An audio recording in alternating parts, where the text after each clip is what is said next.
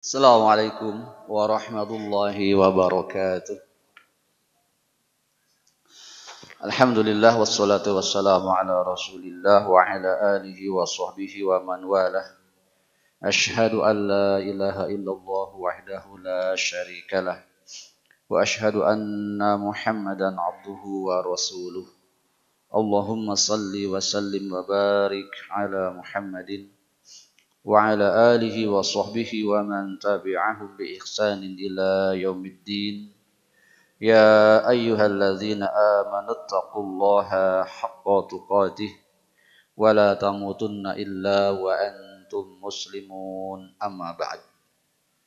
Hadirin yang saya hormati dan dimuliakan oleh Allah Subhanahu wa taala.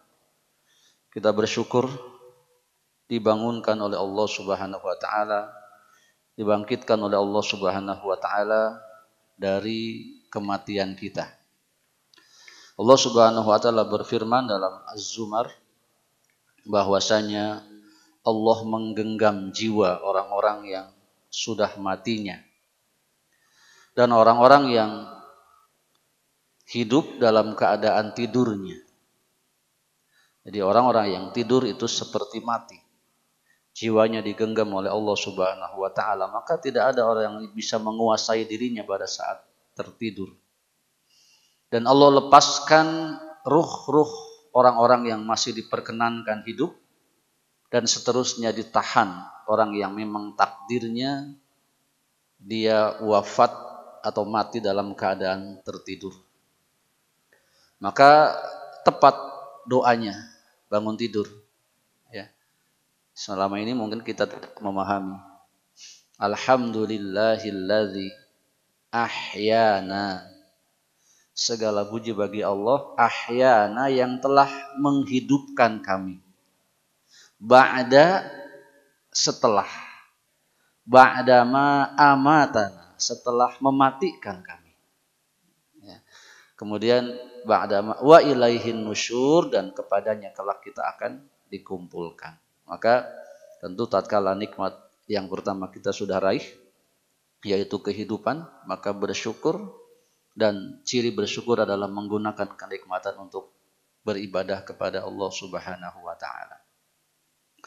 Di antara hal yang mengecewakan dan kita pun mestinya bersedih, tatkala Ramadan berlalu ternyata Al-Qur'an yang kita baca tidak selesai. Tidak khotam, ya. Macam-macam tentu alasannya, ya. Sibuk jelas, ya. Pekerjaan iya. Yang masalah adalah kalau alasannya malas. Ini nanti tahun depan perlu diperbaiki. Adapun alasan yang perbaikannya harus sesegera mungkin adalah kalau alasannya saya belum bisa baca. Ya, atau baca belum lancar. Capek Pak kalau baca belum lancar itu. Baca selembar saja asa engap. Ya. Tadi saya baca dari awal sampai akhir pada saat sholat itu bagian awal 4 ayat dan 1 lembar setelahnya. Kalau lancar ya nggak capek, tapi kalau tidak lancar capek. Ya. Kemudian lancar pun kalau ya punten tengenahan, ya itu juga bikin kita malas baca Quran. Maka nanti ini hal-hal yang silahkan diambil mana dulu, bagus dulu, lancar, kemudian sedikit ada lagam yang nyaman buat kita. Nanti kita bisa senang tuh baca Quran. Baik. Dan saya punya contoh yang sangat bagus, meskipun mungkin kita juga kayaknya tidak mungkin melakukannya. Salah satu dari mahasiswa Stiba Makassar. Stiba ini Sekolah Tinggi Ilmu Bahasa Arab Makassar. Di kita tidak terlalu terkenal, tetapi di luar negeri cukup terkenal Stiba ini. Ya. Rektornya Profesor Zaitun, saya nama panjangnya lupa, hafizahullah. Di antara mahasiswanya ada yang mempraktekkan bagaimana Imam Syafi'i mengkhatamkan Al-Quran dalam bulan Ramadan. Yaitu diriwayatkan Imam Syafi'i rahimahullah mengkhatamkan Al-Quran 60 kali dalam 1 bulan. Dan mahasiswa itu mempraktekannya dan berhasil. Alhamdulillah kabarnya diberi hadiah umroh oleh kampusnya. Ini perkara yang membuktikan bahwa kalau bersungguh-sungguh akan diberikan hasil oleh Allah Subhanahu wa taala. Baik, itu sebagai pembuka karena bahasan kita pada hari Sabtu ini adalah tajwid atau kita nanti setelahnya membaca Al-Qur'an. Ya. Kita nyicil Pak di sini, tidak borongan, jadi kita sedang memulai ya memberitahu, mengajarkan cara membaca huruf per huruf. Ya. Karena baca Quran itu kalau Bismillahirrahmanirrahim itu 19 huruf. Yang dibaguskan satu persatu. Jadi kalau ada satu huruf yang tidak bagus, kedengaran bagus salah. Bismillahirrahmanirrahim. Apa yang hilang? Yang tidak ada huruf apa? Huruf ba nggak kedengaran, huruf sin nggak kedengaran, huruf saja nggak kedengaran. Bismillahirrahmanirrahim. Mana nya? Nggak ada nya itu, salah. Apalagi memang yang bersangkutan benar-benar nggak ada kerentek untuk membaca huruf mim. Ya. Kurang sempurna. Satu huruf maka meskipun terdengar indah semuanya salah. Ya. Maka tartil adalah ikhraju kullu harfin min makhrajihi ma'i'ta'i haqqahu wa mustahaqqahu.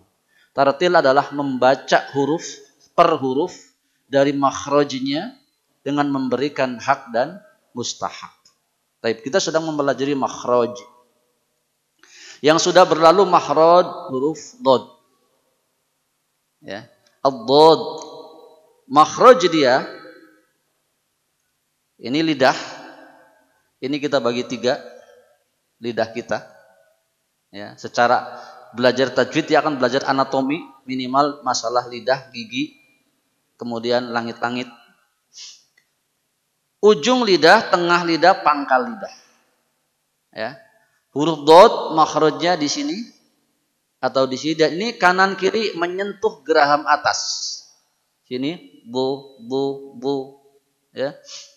Bagian pangkal lidah naik ke atas menyentuh apa tadi? Gigi geraham, atas, kiri, kanan atau kedua-duanya.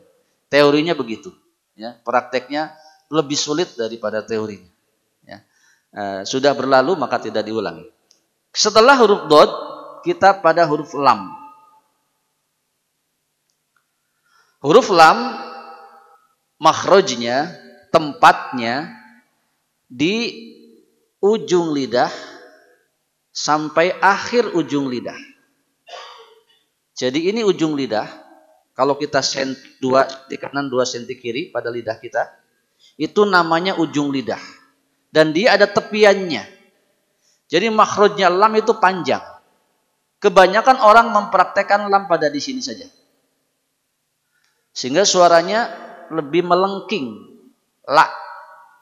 Bismillah, itu la yang salah, meskipun tidak terlalu salah. Ya. Jadi agak tebal. Kalau kita bawa naik lidah kita ke atas dan kita antel bagian depannya ke atas banyak-banyak, la.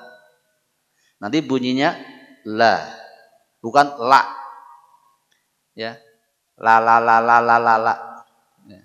Ini la kita punya lam. Arab dia sedikit tebal, la. Bismillah, bukan bismillah. Ini. Kalau la tadi diucapkan ujungnya. Kalau yang la minimal bapak-bapak atau ibu-ibu pakai setengah. Kalau sulit dua-duanya pakai seperti dot ini, pakai kanan atau pakai kiri, pakai setengahnya. La. Itu lebih mudah. Dalam orang Indonesia yang terkenal yang mengucapkan lamnya jadi patokan atau bisa jadi patokan itu Haji Roma Irama. Berkelana, la. Entah ucapannya kayak gitu atau dia, tapi yang ngikutin juga kayak gitu. Terlalu. Terlalu kan enggak kan? Ya. Terlalu. Jadi la. Dia lebih tebal dari lam kita punya, ya. Ini tidak ada masalah besar, kalaupun dibaca kayak tadi tidak salah, tetapi kurang tepat dan tidak merubah makna. Ya, jadi lam itu sedikit lebih tebal. Caranya adalah dengan menempelkan makhrajnya lebih banyak daripada sekedar ujung lidah. Kalau ujung lidah dibengkokin, yang dipakai ini bunyi la. Ya. Alhamdulillah, la. Ya. Saya sudah susah kalau terbiasa alhamdulillah, la. Ya. Nanti berikutnya hanya masalah fathah, kasrah, dhammah. Kalau fathahnya bagus, la, tidak le, begitu. Tapi intinya dia lam, l dalam bahasa kita dibaca lebih tebal. Ya. Baik, itu contoh teorinya. Prakteknya mula-mula mungkin kita ngikutin tadi, ya, jangan terlalu, ya, berkelana, itu lam yang bisa menjadi patokan, ya. Nah, baik, kita coba ya. Coba bunyikan la bebas, 1, 2, 3, la lagi, la. Nah, sekarang ikut saya, la. Panjangkan, la. Kalau suaranya datar betul, kalau naik agak salah. La itu berarti mengecil dan fathahnya salah. La, la, la. Li, lu. Nah, ketika sukun, ingat-ingat setiap huruf lam ketika sukun, nanti bicara sifat, dia punya sifat bainiyah. Sekadar untuk menjadikan patokan, lam itu mesti napel. Paham napel ya, bahasa Sunda, lengket. Jadi dia tidak boleh renggang. Alhamdulillah itu enggak napel. Alhamdu. Ya, jelas pada suara karena dia punya sifat bainiyah. Bainiyah itu sedikit ada aliran di bawah sin. Kalau sin bis al. Jadi l itu harus napel. Ya, siap. Lalilubal. Yuk. Bal. Alhamdu. Allahu minal jin.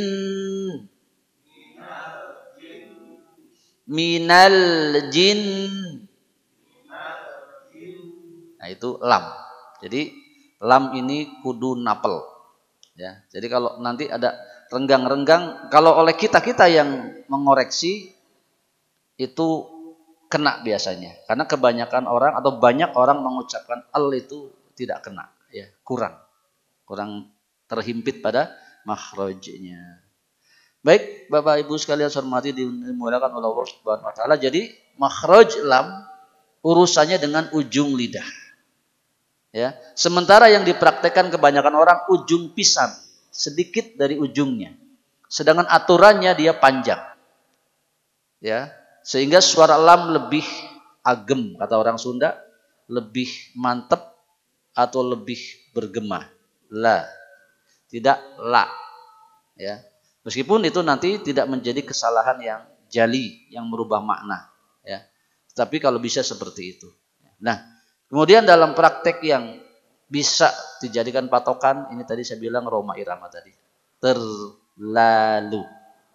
Ya, bismillah bukan bismillah, la. Ya, seperti itu. Ya, dan kemudian kalau sulit-sulit amat sudah huruf L diucapkan sedikit lebih tebal. Dan ketika sukun dia napel. Alhamdu, jangan kecepatan. Makanya nanti setelah belajar ini semua, dijamin kalau memang betul-betul konsisten, dia tidak bisa membaca apapun terlalu cepat. Ya, termasuk bacaan-bacaan sholat. Ya. Saya kadang heran, orang kalau baca kenceng kok bisa pelan ya, tapi kalau bacanya sir kok cepet banget. Ya, beberapa kali ngikut imam Al-Fatihah saya belum selesai kok imam sudah ruku. Padahal saya sudah cepat mencoba membacanya. Nah, ini berarti kekurangan dalam perkara-perkara seperti ini. Ketika makhraj kurang keluar, memang bacaan kita akan lebih cepat. Ya. Dan nanti semuanya. Allah, Allah, Allahu Akbar. Pasti pelan-pelan. Ya. Sami'allahu liman hamidah. Nah, itu kalau sholat jamaah imamnya kayak gitu. Kalau sendirian cepet-cepet biasanya. Secepat-cepatnya orang sholat, kalau menggunakan kaidah tajwid dia tidak akan terlalu cepat. Makanya sholat 2 rakaat tidak mungkin dilakukan 1,5 menit. Ya. Kalau yang sholatnya benar ya, dengan bacaan yang lumayan, tartil, itu tidak mungkin melakukan sholat 2 rakaat 1,5 menit, nggak bisa. Ya. Minimal 2 menit.